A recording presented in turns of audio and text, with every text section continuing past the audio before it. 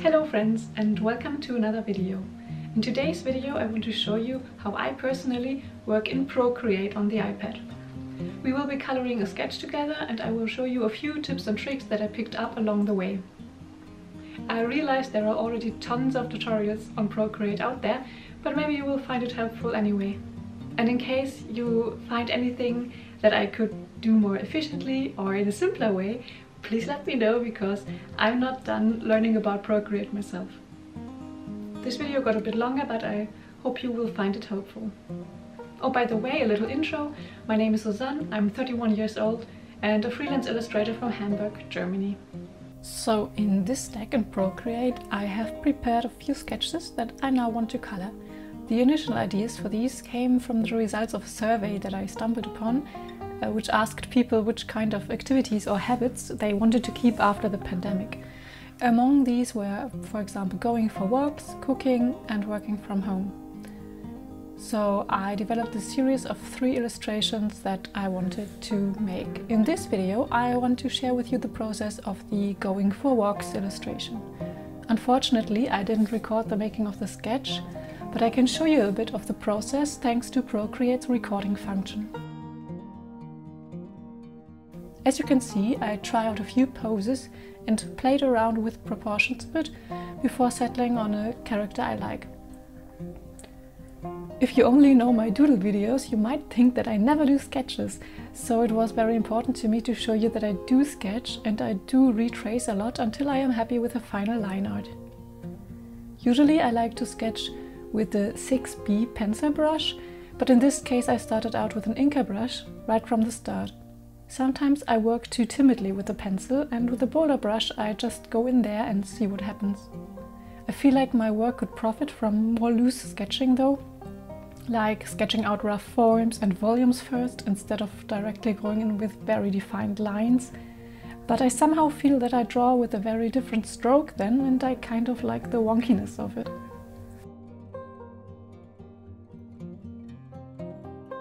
Here's my layer setup for the sketch. I always try to use separate layers for different elements to be able to move them around and scale them while figuring out the composition. On the bottom you can see the first sketches that I didn't end up using, and on the top we have the character on its own layer. Then a layer for the house, one with a flower, and then one layer with everything else, but those elements are kind of separated from another so that I can still easily select them if I want to. For example, if I wanted to change the position or size of these birds, I can select them with the selection tool, which I have usually set on freehand mode. Then transform it by tapping the arrow icon next to the selection tool. I can either transform the object in a freeform way, or I can set the mode to uniform if I want to keep the ratio of the object. I try to really determine the whole composition during the sketch phase, because Procreate is very unforgiving when it comes to resizing or transforming. And your drawing will lose its sharpness that way, which is why I only transform in PowerShot after I'm done. Should I change my mind halfway through drawing or realize something needs to change? So now that we have our sketch, I usually duplicate the document before I flatten the sketch to one layer and delete all unused layers. In this case I duplicated it twice just in case, because I decided to change the size of the canvas to make it bigger, so that I have a higher resolution and can potentially use the illustration for more things. A bit of info on canvas sizes. When I set up a new document, I have a few presets, as you can see on the right here. A4, for example, is a very common size in Germany. It's the size of our regular print paper.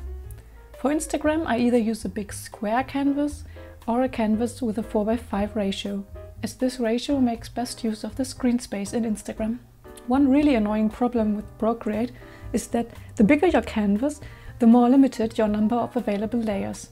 As you can see later, I am someone who uses a lot of layers, so when I need to work on a big canvas, I'll either have to use several documents and merge them in Photoshop later, or work directly in Photoshop. Now that I have the final document all set up that I want to color within, I flatten the sketch layer and could rename it, which I usually only do when handing my files to someone else, like the client, for example. I would usually set the layer on multiply and lower the opacity, then keep it at the top of the document. Now I would usually make a color sketch to figure out colors. In this case, I did this already because I wanted to make sure that my chosen color palette works for all three of these illustrations.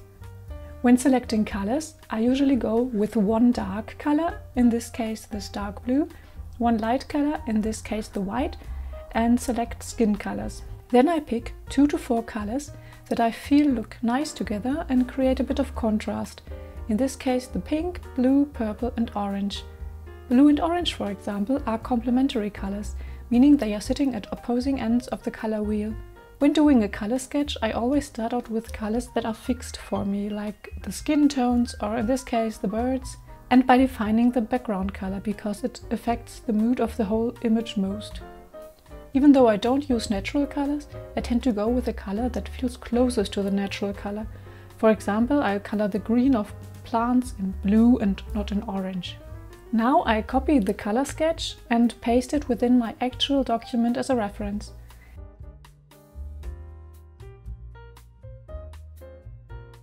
I always set the background color first, which in this case is the light pink.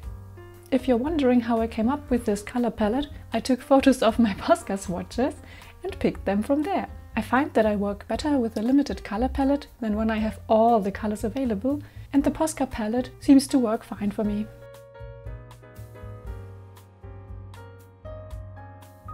Before I start coloring, I want to tell you a bit about brushes. I have here a palette of all my favorite brushes. A lot of them already come pre-installed with Procreate. For example, the 6B pencil that I use a lot for sketching, this basic clean inker, the Bonobo chalk brush that I use for texture, the Narinda pencil, also great for pencil details, or the monoline brush that I use mostly for lettering. Other brushes that I really love are from the Mid-Century Illustrators Kit by Lisa Bardot. For example, this inker, this fat inker, this bleeding edge brush, and especially this speckle brush that I get asked about a lot. You can create your own palette of brushes that you use most frequently really easily. Simply swipe down in the brushes library, click on the plus icon and give it a name. Then, once you found a brush in another palette that you use a lot, you can duplicate it, tap and hold the brush and drag it over to the palette overview. Still holding down the pencil, select a palette. You can see it turns dark gray when selected. Then hold on this palette for a while and it will open the palette, where you can then let go and drop the brush into it. Ta-da! Okay, so now let's actually start coloring this thing. I recently really liked the Bleeding Edge brush by Bardot Brush. It creates this frizzy edge like a pen that's bleeding on the paper. Because it's the most fun part for me, I think I always start with coloring the character, and the skin in particular. So I just created a new layer underneath my sketch layer and will now simply trace the shapes I need, like so.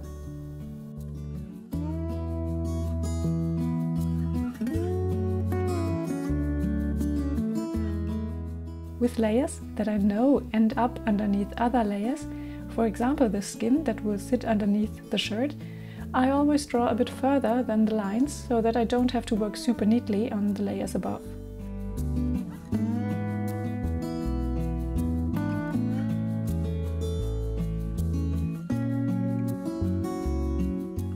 Here on the forehead I do the same. As long as I draw the hair neatly on the layer above, it doesn't matter that I didn't follow this line exactly. And just in case I end up changing the hairline a bit, I still have skin showing underneath.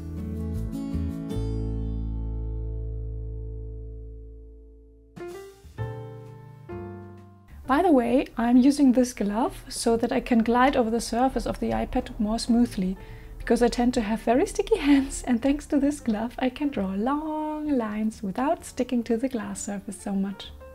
After I fill in a shape, I often define the shape a bit with the eraser tool. A cool trick: if you want to erase with the same brush that you have selected as your paintbrush, simply tap and hold on the eraser icon with your finger and it will select the current brush as your eraser. It somehow doesn't work when I tap and hold with a pencil. It says it does, but the eraser isn't actually changed. But when I tap with my finger, it works. So then I fill in all shapes this way. First I outline a shape, then I fill it by drag and dropping the color circle in the top right corner. When filling a shape with a color drop tool, you can hold the pencil on the shape you want to fill, and you can see that on the top a bar appears that mentions the color drop threshold. While still holding down the pencil, you can swipe left or right to adjust the setting. The lower the bar is set, the less pixels will be filled. This often results in a hairline of empty pixels between the outline and the fill, something that you want to avoid. The higher the setting, the more pixels will be filled, to the point where it even swallows all the pixels outside the outline. So you want to pick the sweet spot right before it fills the whole area.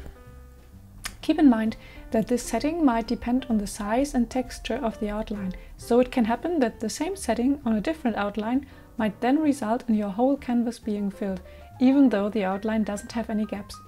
You need to lower the threshold again should that happen.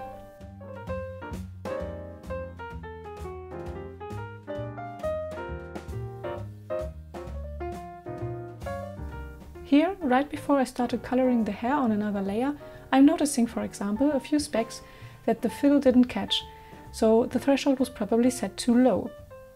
I set this little square on the left to have it auto-select a layer if I hold it down with one finger while tapping on the layer. So I do that to select the skin layer and fill in the empty dots. Once that's done, I'm picking the hair color, making sure I'm working on the right layer, and start outlining the shape of the hair. I make lots of new layers, especially when I change the color, because that enables me to make changes more easily or to recolor an element without affecting the whole drawing.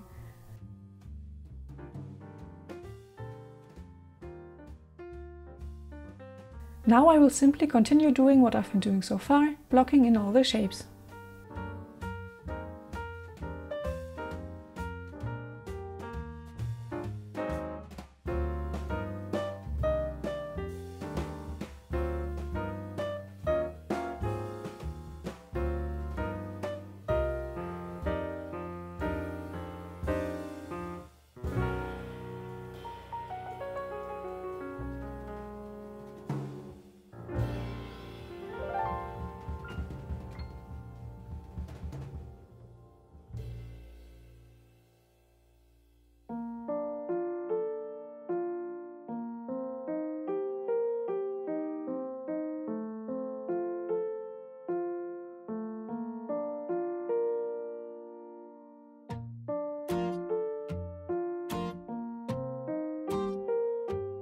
Now for my favorite part, adding in the details.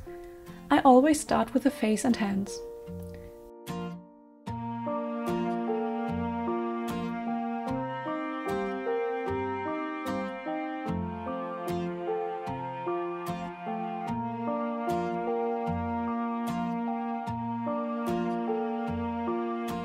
Shadows like this one I would usually draw on a clipping mask, so I will cut this out by selecting it, opening up this menu by swiping down with 3 fingers and selecting Cut and Paste. This way the content of the selection is placed on a separate layer, which I then put on top of the skin layer in order to turn it into a clipping mask. If you don't know what a clipping mask is, let me show you. If I were to draw on this layer now, while it is still a normal layer, I can draw like this and it overlaps the skin. But I want this dark shape to only be visible on the area of the skin layer. And that's where clipping masks come in handy.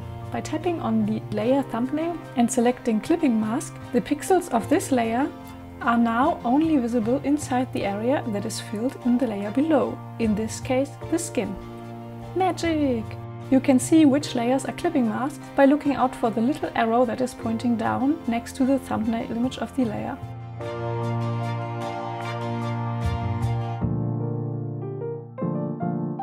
I will continue to do the same on the other shapes as well, by creating a new layer on top of the shape I want to add details to and setting it to clipping mask.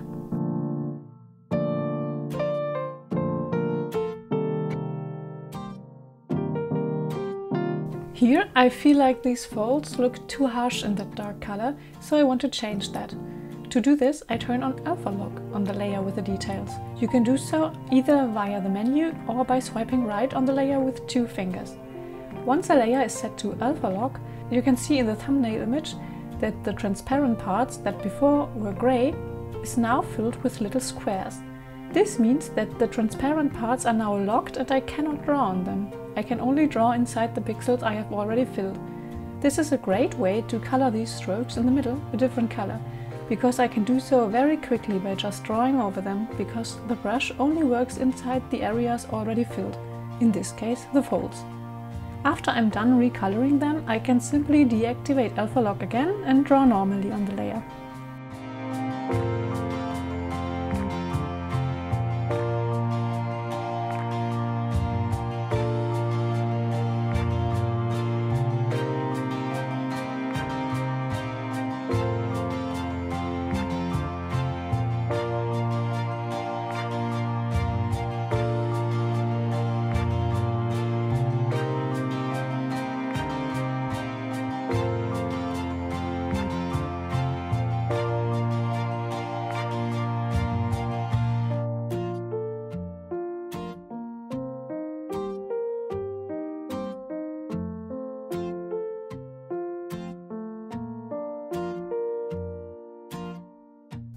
You can also add several clipping masks to one layer.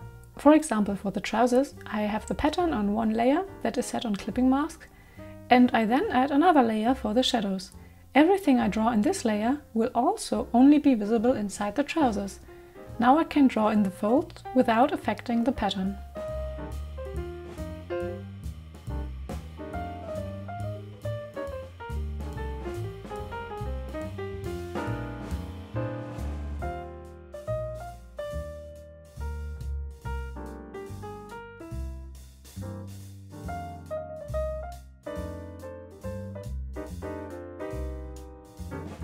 After adding a few details, I like to add a bit of texture, either with a bonobo chalk or the Badeau speckle brush.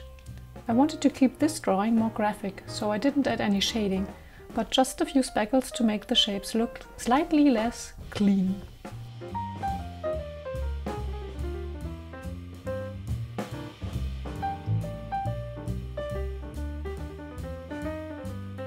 Once I'm done with the character, I select all the layers and group them, so that I can deactivate the whole character more easily to see what I'm drawing behind it.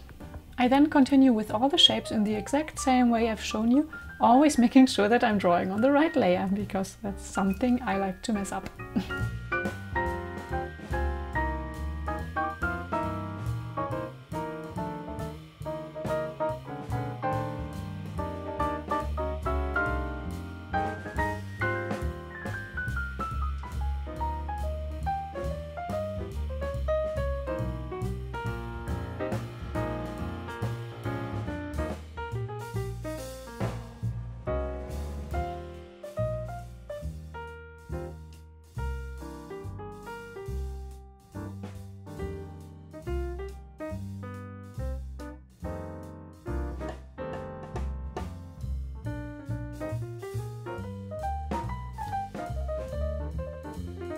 Once I'm done drawing one object, I group all the layers belonging to that object in order to keep my layers tidy.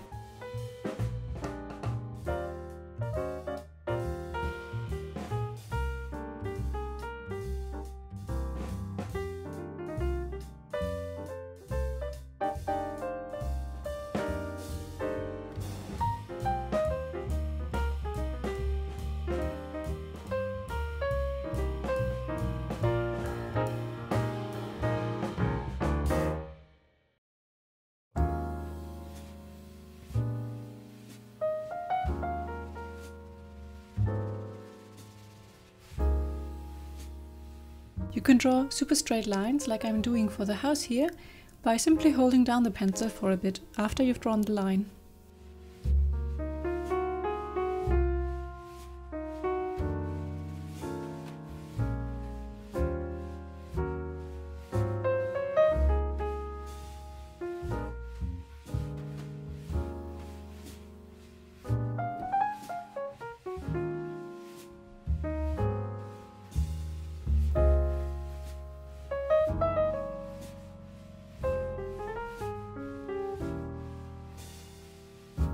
At the end, once everything is colored, I add a bit more speckle texture, and I will often overlay the whole illustration with the paper texture, something I'm doing now. I have saved it in my gallery and can simply edit with the Add feature into Procreate. I then put it right on top of all the other layers, adjust the size of it,